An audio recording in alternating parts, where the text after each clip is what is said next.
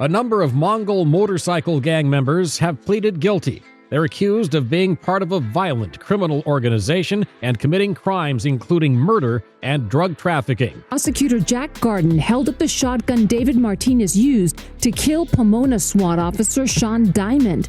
One round to the back of his neck, his spine severed. They were widely considered the most criminal and vicious of all the gangs. Mongols are very militant, and a lot of that comes from not only Vietnam veterans, but so a lot of ex-soldiers joined the Mongols, and then you also get a lot of members from street gangs. They got out of Wilson's car in Mongol attire with tire irons in hand, shouting at the Hells Angels to come fight them. Once 10 to 15 members of the Hells Angels were lured away from their event and into the adjacent parking lot, Ricardo Vieira got out and fired into the crowd. 79 motorcycle gang members charged with murder, racketeering, and other violent crime. The early morning arrests of 61 members of the Mongols motorcycle gang was the biggest crackdown on motorcycle gang violence in history. The Mongols motorcycle club. The Mongols Motorcycle Club, they're considered one of the most ruthless and militant gangs to not only come out of California, but around the nation. Since their foundation, they've had more than a few daily situations attached to their history. And today, we're addressing it all. Let me warn you guys now, this one ain't for the faint-hearted. It involves several brutal murders, assassinations, and other sensitive topics. With that being said, let's get right into it. During the weekend of November 6th of 2009, the Mongols Motorcycle Club held an event at a hotel in Santaella, California. Shortly after 11 p.m., a group of 7 to 8 men briefly entered the Pastamine Club in Gustin. Based on surveillance video at the Pastamine Club, a group of Mongol members, including Ruben Silva, Albert Alman, Richard Nadim, Brandon Carvalho, Rafael Valdez, and twin brothers Mark and Anthony Herrera attended. This also included Andrew Silva, who wasn't a Mongol member, but belonged to a group called the Wrecking Crew, which was a group of younger relatives of Mongol members who sometimes are recruited into the Mongols. Inside the Pastamine Club, the men divided into groups and searched the premises, including the bathroom before they left without speaking to anyone. Soon thereafter, the group entered the Gustin Club, approximately 1 block down the street from the Pastamine Club, where Bill James was staying at. And after a brief confrontation, several men approached James and shouted, "This Mongols, motherfucker!" Followed by James attempting to remove his jacket as he said, "I don't give a fuck who you are." After that, several people at the bar, they heard what sounded like a switchblade or retractable knife being opened, with at least one man making thrust motions at him and another man spraying him and the other clubgoers with pepper spray. The fight, it then moved outside, with James fighting someone through the rear passenger door of a truck in a parking lot. And soon after that, another man approached James from behind and stabbed him twice in the back, followed by James falling to the ground and eventually dying from his wounds. Gustin police officer T. Warren responded to the Gustin Club at approximately 11:30 p.m. and observed people in the area who were coughing and had red watery eyes consistent with being pepper sprayed. And once outside, Warren found James lying face down, partially on a roadway and partially on a sidewalk in front of the Gustin Club. James, he was covered in blood, and when Warner flipped him over, he observed a large 8-inch laceration to James' right arm at the bend of his elbow.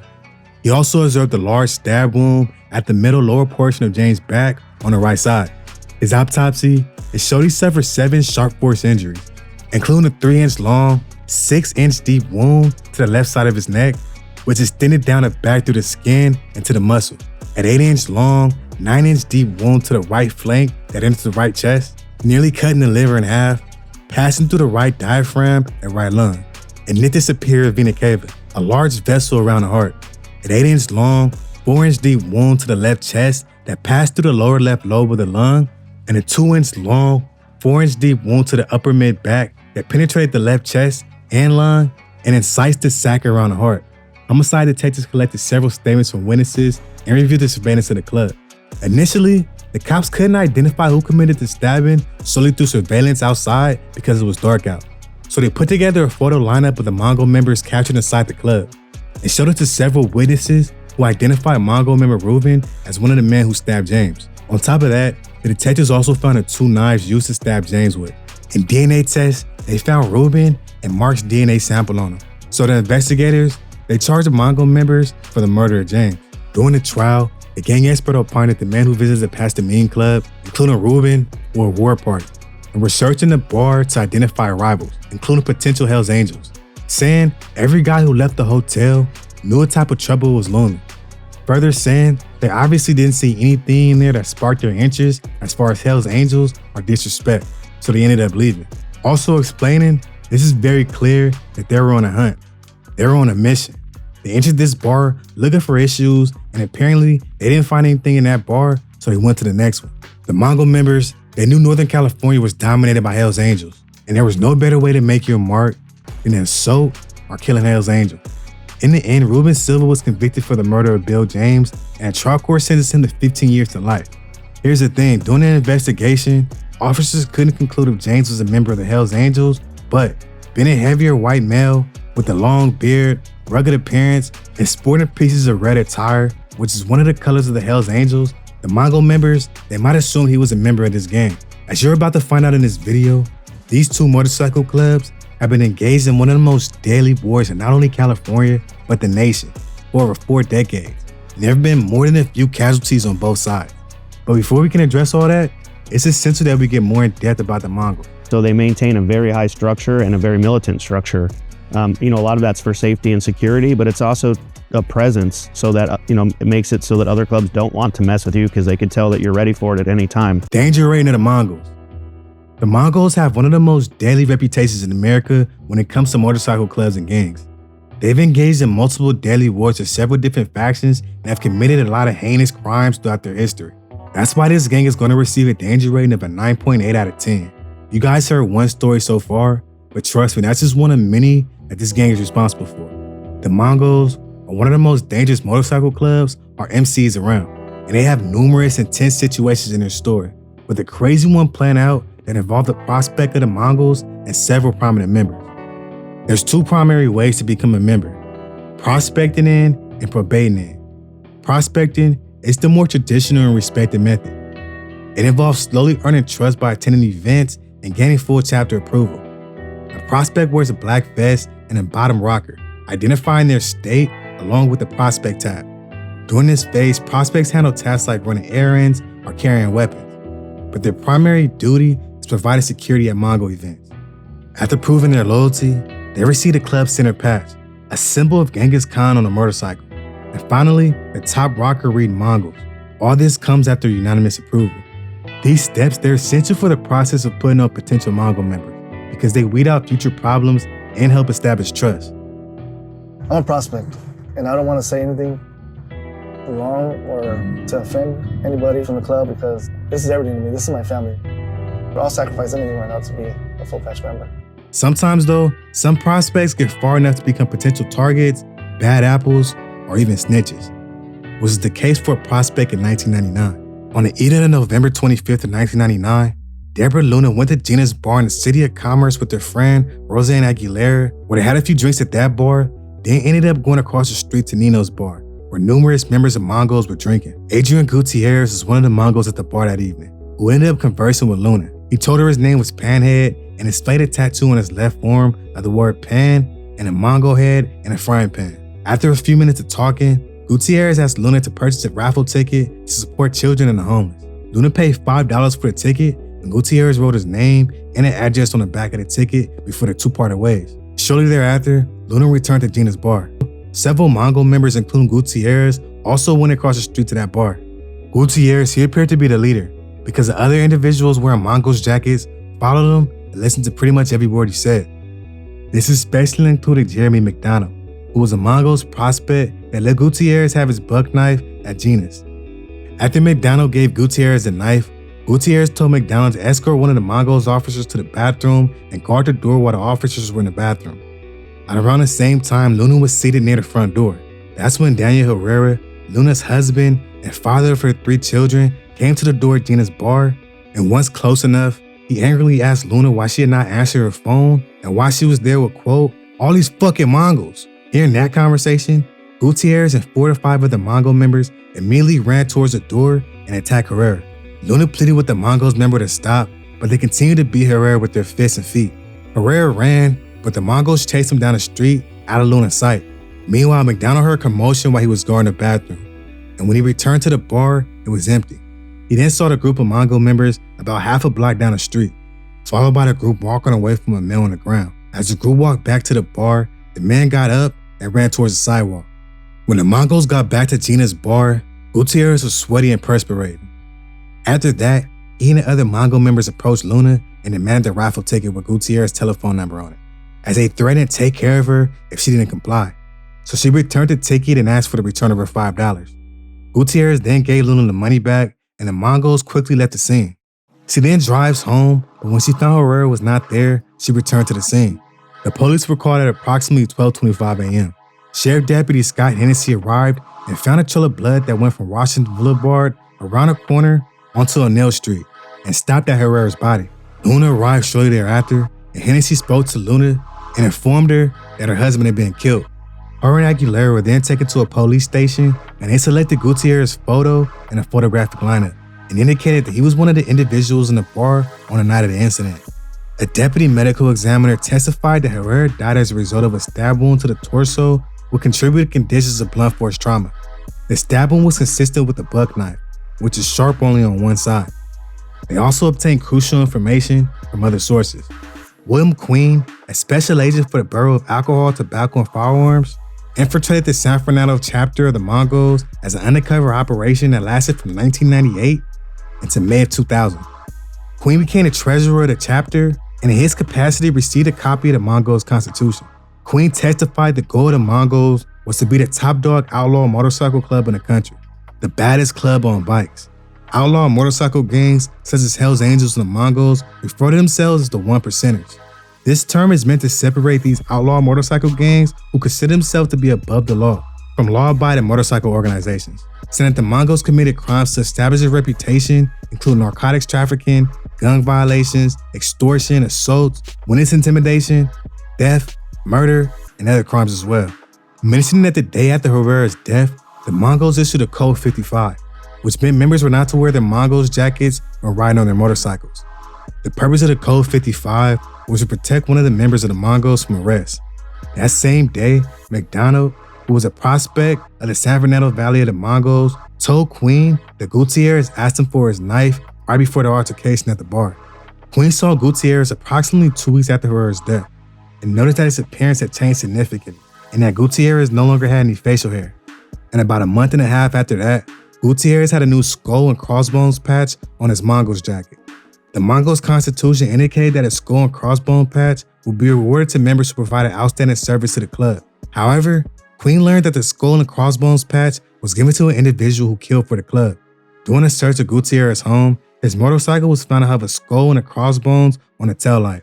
In tape recorder conversations with Gutierrez on December 21st of 1999 and on January 6th of 2000, Queen tried to get Gutierrez to confess to the murder of Herrera by complimenting Gutierrez on how he, quote, upped the image of the Mongols 2 fucking notches, with Queen indicating that he wanted Gutierrez with him if he was in trouble. In the course of one of these conversations, Gutierrez said they shouldn't be speaking about the incident, saying, "We never did nothing. I was at home making turkey and pie with one of my mother-in-laws. That's where I was, with the old lady that night." However, Queen testified that Gutierrez's tone of voice during this conversation did not sound like a denial. Gutierrez never confessed to the murder, but through the witness statements, surveillance evidence, and a thorough investigation, on April 13th of 2001, trial court sentenced Gutierrez 15 years to life, plus 3 years to life for the gang enhancement. This case, it occurred over 20 years ago. And while it definitely gives yet another example of the Mongols' daily tendencies, it doesn't even scratch the surface on how ruthless this gang has been throughout the years, especially when it comes to their enemies, which they have a lot of. But let's get into the history so we can address more of it. The Mongols were founded on the east side of LA in Montebello during the 1970s. They've expanded to 7 states and 3 countries. History of the Mongols. The Mongols have a long history in not only California, but once again around the nation. With their first national chapter of the Mongols being Luis Castillo, this motorcycle club was founded on December 5th of 1969 in Montebello, California, by 10 mostly Hispanic Vietnam veterans rejected by the all-white Hells Angels. Named in homage to Genghis Khan and the Mongols Empire, the club became an alternative for marginalized bikers in East Los Angeles. They initially started off as an organized motorcycle club, abiding by all the regulations deemed necessary to call themselves that. But in 1974, the Mongols declared themselves an outlaw club. breaking away from the norms of more mainstream biker organizations. They grew by recruiting members from prisons and street gangs, especially the Serenios, and within a decade had established chapters across Southern California. The Mongols spread, it was quick and decisive for the most part, choosing low-key areas that the MC could operate in without too much attention from law enforcement and the locals. But the locations they chose is also one of the main reasons why they ended up going to war with another deadly motorcycle club, which also has its roots in California, the Hells Angels. For a couple years, there were tit-for-tat acts of violence between these two MCs over territory, but tensions peaked in 1977 when the Mongols began wearing a distinctive California bottom rocker symbolizing territorial claim. You talk about the patches on the back of the vest? It's the Mongols top rocker, the center patch with the Genghis Khan riding a motorcycle, and the bottom rocker that identifies the state that the brother's from. The Hells Angels, who claimed that patch exclusively, saw it as a direct challenge. That's why by July 7th of 1977, the Hells Angels, they formally declared war on the Mongols, which came with swift violence against their newly established enemy. One of the first deaths of this war, it occurred on July 29th of 1977, when Mongol Alan Bishop was shot off his motorcycle. But that, it was still just the beginning. On July 5th of 1977, San Diego Mongols President Emerson Morrison, who was also known as Redbeard, and Sergeant at Orange Raymond Smith, also known as Jangles, were ambushed on Interstate 15 and shot dead. Their wives who were riding with them were also wounded, with Morrison's wife been paralyzed. But this, it was still only the beginning. On September 9th, a car bomb detonated at their funeral, injuring several people who attended the funeral. And on September 24th, a booby-trapped tire exploded at a Mongol's tire shop, killing Henry Jimenez and a teenage brother of another member. Further bomb plots and arrests followed, leading to significant indictments against Hells Angels for murder and conspiracy. But the Mongols had a heavy hand in violence against the Hells Angels as well. All this violence got to the point where both sides of the MCs came to a compromise, and by the 1980s, the truth was established, with the Mongols granted Southern California territory in exchange for relinquishing Northern California, while retaining the California Pact. But hostilities and mutual distrust persist to this day. We were having these little skirmishes with the Hells Angels, little boxing matches here and there. After a while, communication was cut off, okay? When one side no longer wants to negotiate or speak, you can bet there's trouble coming. With several other violent run-ins with each other often occurring, including a deadly situation played out in 2002. On April 27th of that year, there was an event taking place called the Riverrun Rally at Harris Hotel and Casino in Langland, Nevada. And during the event, a deadly confrontation between the Mongols and the Hells Angels played out. The notorious Hells Angels biker gang descends on a desert casino. Inside, over 100 members of their sworn enemies, the Mongols. The Mongols wanted to challenge the Hells Angels for their position in the biker world outlaw motorcycle gang war. And so to have a group of 30 or 40 Hells Angels, immediately we knew something was terribly wrong. Surveillance footage shows Hells Angels members confronting Mongols inside the casino before a large-scale melee ensued involving guns, knives, wrenches, and fists, which ultimately left Anthony Berea, also known as Bronson, stabbed to death, 2 Hells Angels, Jeremy Bell and Robert Tamelty, dead, and dozens more injured. Officers going into an armed confrontation where you have 150 to 200 outlaw motorcycle gang suspects who are shooting it out. The odds are not in your favor. Another example of this deadly war occurred in October of 2008, where Mongols member Christopher Blett assassinated Margaret Ardo, also known as Papa Frisco, president of the Hells Angels San Francisco chapter. Blett went on a run, but later surrendered in Oklahoma, and was eventually convicted of murder in 2012. Look, there's been way more deadly examples of the violence between these two gangs. Before we can address anything else, we have to explain who the Mongols are today. The feds seized a huge quantity of high-quality motorcycles, which are now in federal lockup. A cache of weapons also brought in. 4 federal agents infiltrated the Mongols gang, rode with them, witnessed crimes allegedly. 4 women agents posed as their girlfriends, riding along with them. Who are the Mongols Motorcycle Club?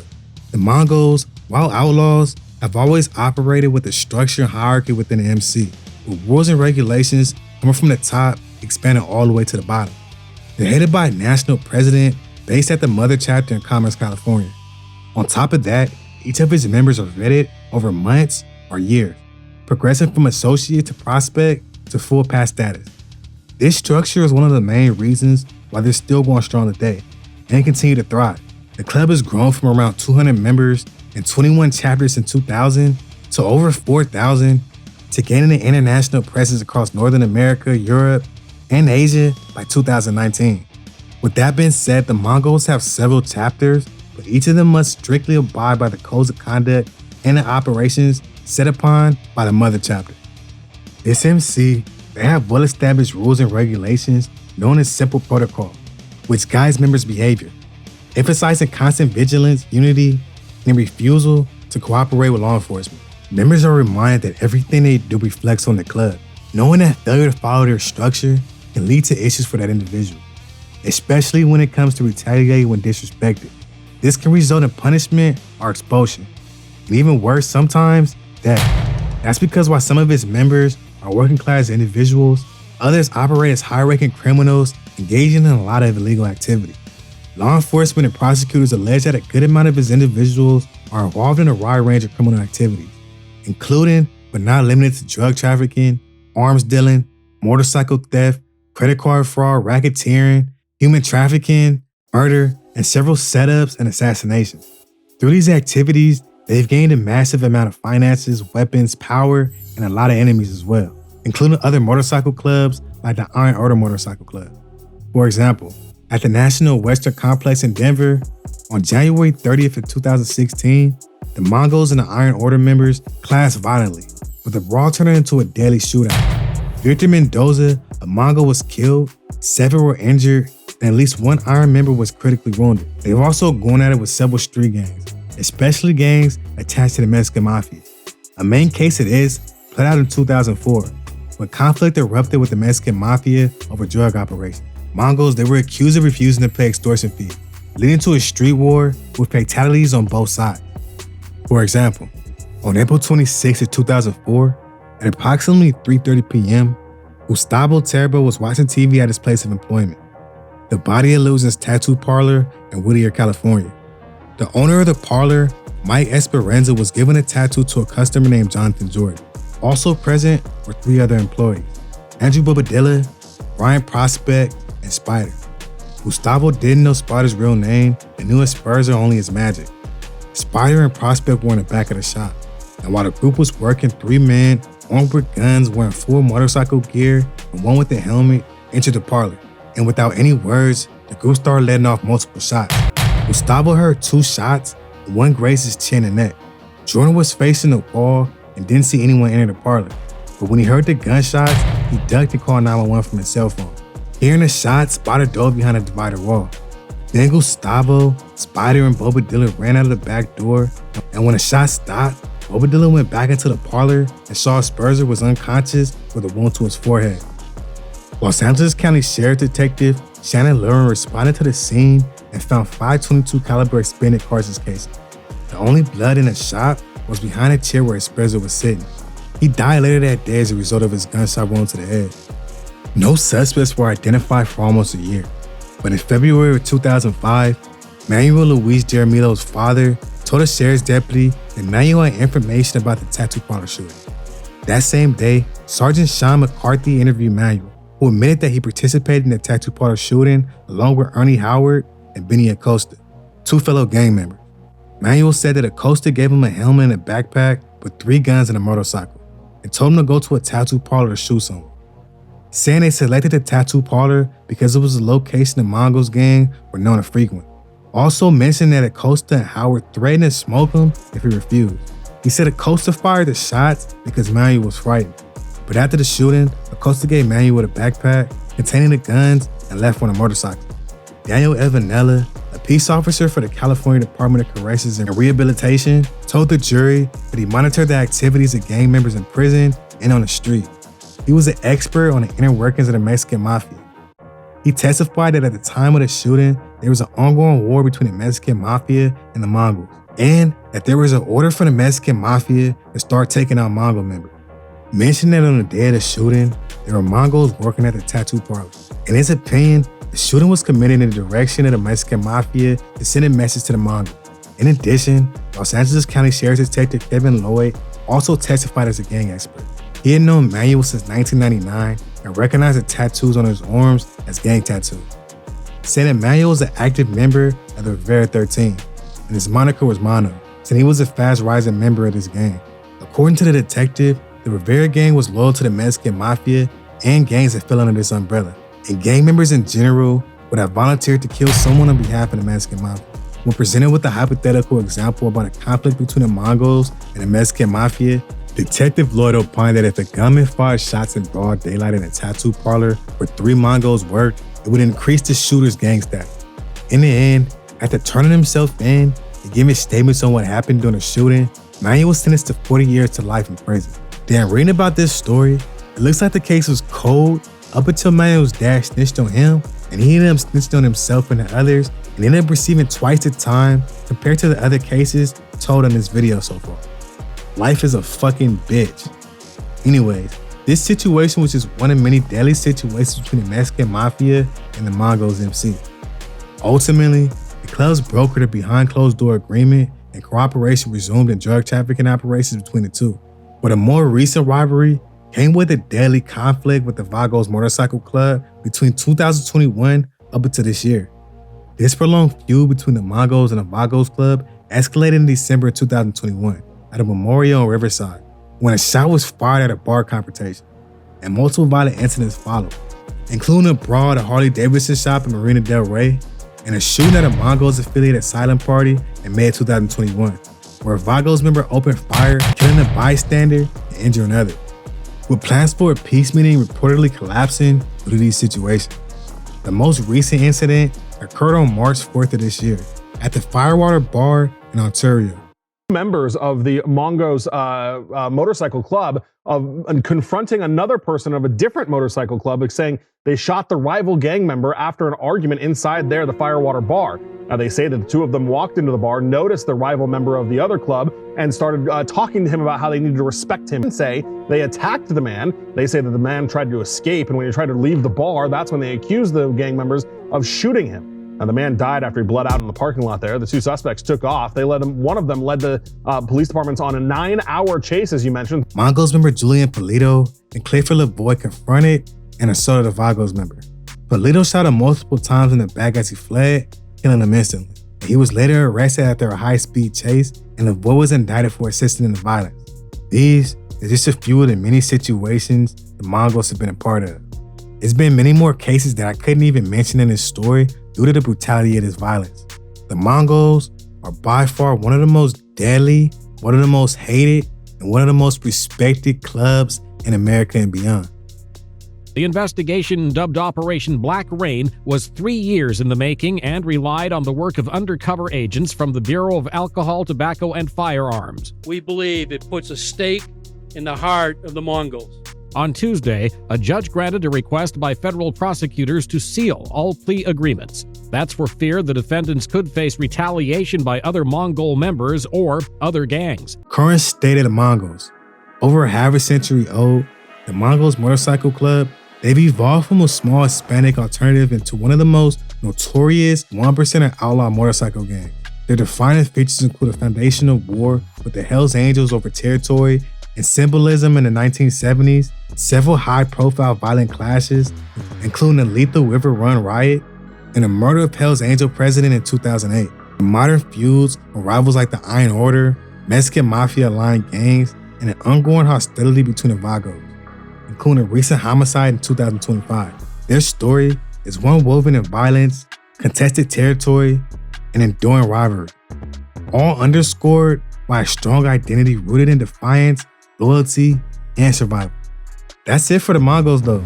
My question is, I know these guys are in the other states, but you guys let me know in the comments what state they have a heavy presence in other than California. Also, you guys got any crazy stories about these guys? Any close calls? Also, did I miss anything? Did I get something wrong? Y'all let me know in the comments. Let's have a conversation about it. Don't forget to like and subscribe if you enjoyed this video or if you're part of the Danger Gang. Y'all stay safe or dangerous out there.